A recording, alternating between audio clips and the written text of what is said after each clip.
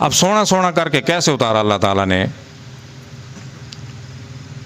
نبی کریم صلی اللہ علیہ وسلم جب ہجرت کے وقت غار ثور میں موجود تھے تو کافر آ گئے، کافروں کے قدم صدیق اکبر رضی اللہ عنہ نے دیکھ لیے، کافروں کے قدم، تو خوف ہوا۔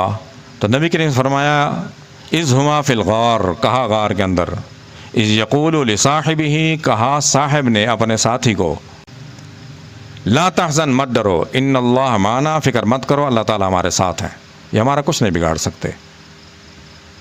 یہ کلمات حضور نے پہلے ادا فرمائے، بعد میں آیتیں بن کے اتری، آیتوں کی صورت میں اللہ تعالیٰ نے نازل فرمائے، اس لیے کہ قیامت تک سوال ہوگا کہ غار میں رہے تھے یا نہیں تھے، غار کا لفظ استعمال ہوا۔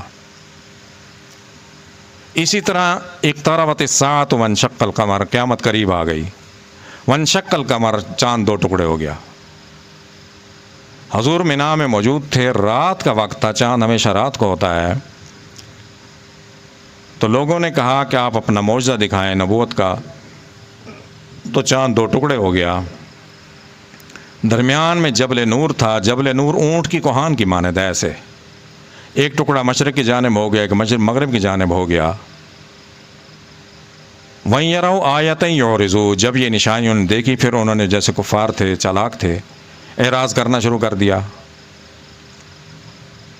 وَيَقُولُوا سِحْرٌ مُسْتَمِرٌ، انہوں نے کہا یہ جادو ہو گیا ہمارے اوپر، آپ نے ہماری نظر بند کر دی ہے، یہ جادو ہو گیا، یہ معجزہ نہیں ہے۔ اب انہوں نے مشورہ کیا کہ جو باہر سے آنے والے قافلے ہیں، شام سے، دمشق سے، یمن سے، جو حج کے لیے آ رہے ہیں تجارتی قافلے، ان سے پوچھیں گے کہ تم نے راستے میں جو شام میں تھے انہوں نے دیکھا، یمن والوں نے دیکھا، اگر وہ کہیں گے ہم نے دیکھا تو پھر ٹھیک ہے۔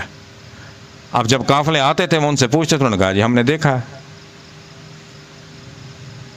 اب یہ آیتیں اس لیے نازل فرمائی کہ حضور کا معجزہ اللہ تعالیٰ نے ثابت فرمایا شق قمر کا، کہ سوال ہوگا کہ شق قمر ہوا تھا قرآن میں کہاں لکھا ہوا ہے۔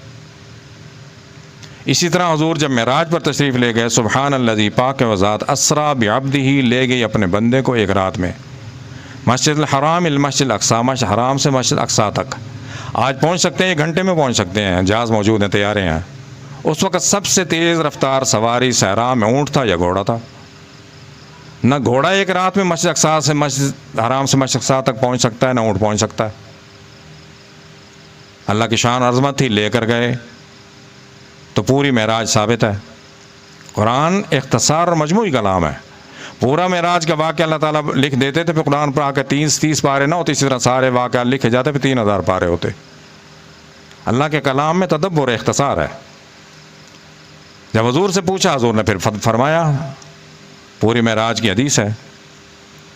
تو اسی طرح حکم ہوا، ان اللہ و ملائکتہ یصلون علی النبی، اللہ اور اس کے فرشتے درود بھیجتے ہیں نبی پر، یا ایھا الذین آمنوا، ہمارے لیے حکم ہے، صلو علیہ وسلموا تسلیما، درود بھیجو، سلام اور درود بھیجو، درود کہہ کر، پڑھ کر۔ قیامت تک پوچھتے، اعتراض ہوتے بھی کہاں لکھا درود پڑھو، اللہ تعالیٰ نے اس لیے حکم دے دیا۔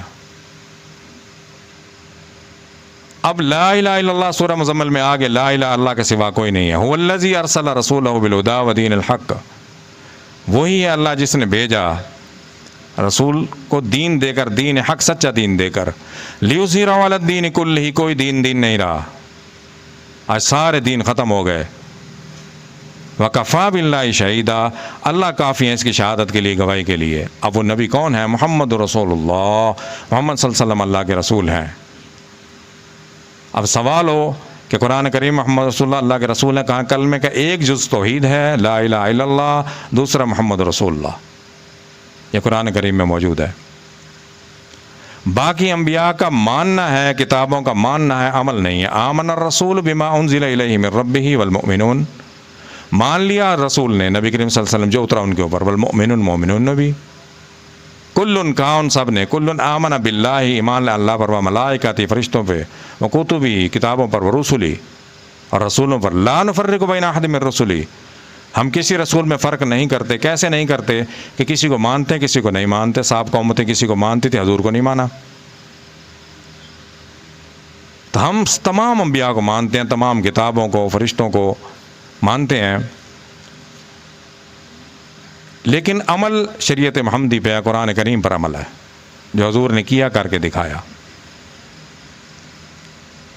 اس کے بعد ما کان محمد ابا احد من رجالکم ولکن رسول اللہ، نبی کریم صلی اللہ علیہ وسلم کے لیے اللہ تعالیٰ نے فرمایا کہ کسی مرد کے باپ نہیں ہیں، والد نہیں ہیں، وخاتم النبیین، اللہ کے رسول ہیں اور نبیوں کے ختم کرنے والے ہیں۔ اب سوال ہوتا ہے کہ خاتم النبیین، حضور خاتم النبیین قرآن میں کہاں لکھا؟ اللہ تعالیٰ نے اتار دیا، اس کی دائمی ضرورت تھی ان چیزوں کی، اللہ تعالیٰ نے بتا دیا۔